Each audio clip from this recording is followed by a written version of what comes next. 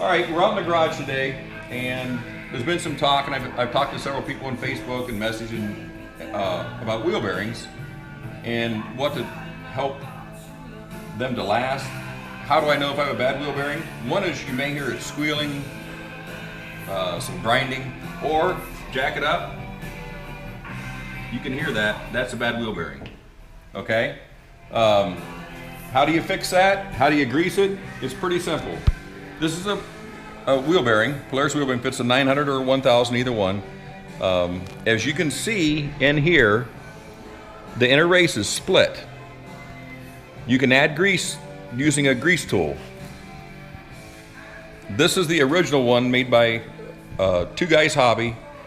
If you look, you put the grease goes in here, then it comes out two different ports that actually push it in. That split race on the inside pushes the grease in, and then you'll see it start to ooze out around the seal. There's a couple different thoughts on that.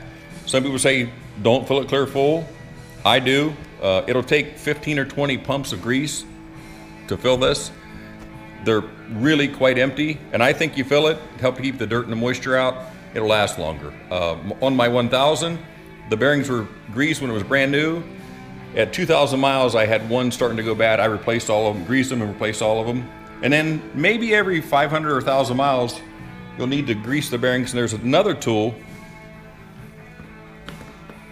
This is made by a company called Tiger Tool. I think this is about 40 bucks. I think each one's about $40. That you can use once you've actually got the wheel bearing installed. This was designed, the hole over it, this was designed to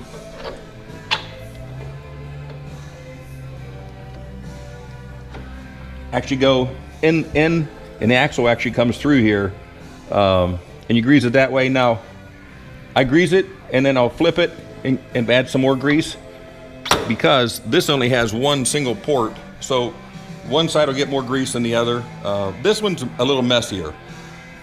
It pushes quite a bit of grease out of that race. It doesn't seem like it fits quite as good, but it saves you having to take the carrier off. And to remove this, to replace one of these, it's fairly simple. It's not you don't need a lot of tools. On the 1000s, 900s, all of the bolts are 15 millimeters. They're 15 millimeter socket, 15 millimeter wrench. A couple things about that. These are all nylock nuts. Now, technically, once you've used a nylock nut once, it's no longer a lock nut. However, that's what Loctite's for. So I use blue Loctite on all my suspension bolts, including, I even put a drop on each one of the lug nuts. It's cheap insurance. It lasts a lot longer. A couple things about removing it and replacing it. To remove this, to grease this while it's on the machine, first you have to pull the hub, which you have a castle nut and a cotter pin. Pull the cotter pin, pull the castle nut, and then you take the brake caliper off. One thing about this, you must use Loctite on here. There's only 4 or 5 threads here that hold this on, and do not use an impact to install this. If you do, this plate's 80 bucks. Ask me how I know. So just a couple of tools thoughts about that. Also, one thing I've discovered is I replaced greased the bearings on the 1000, and as you can see, these washers this has got 3,000 miles on it, and it's just shot. On the 18s and up, they went with a much thicker washer, heavier washer. I bought these at Fastenal. You get a pack of 10, that's the part number. These are hardened, and they should last a lot longer. They went to a single heavier washer on the 18, so I'm just gonna convert all of mine to that. It's not really expensive. There's a couple different tools used to press it out, press a bearing in. This is a plate that you actually take the hub and turn it. When you press it in, it fits right on here, keeps it from moving around on the press.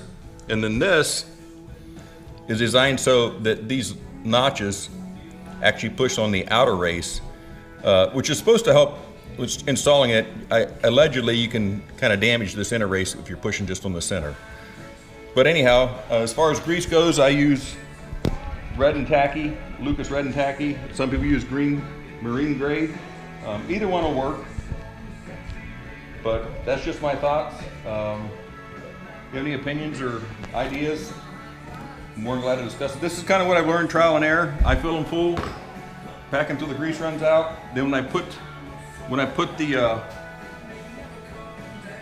hub back on, I put some Never Sees on the splines. You want to keep that. I've had a couple were pretty tough to get off, and you don't want to beat on that with a hammer. So I just put some Never Sees on the axle splines and slide this on. Now every machine, I know the thousands are a little different torque, so check your torque specs for each machine. I think this one's 80 and the 1000 is 110 maybe, I'm not sure, I can't remember, I have to look. Just my thoughts. If you have any questions, feel free to message me. Thanks.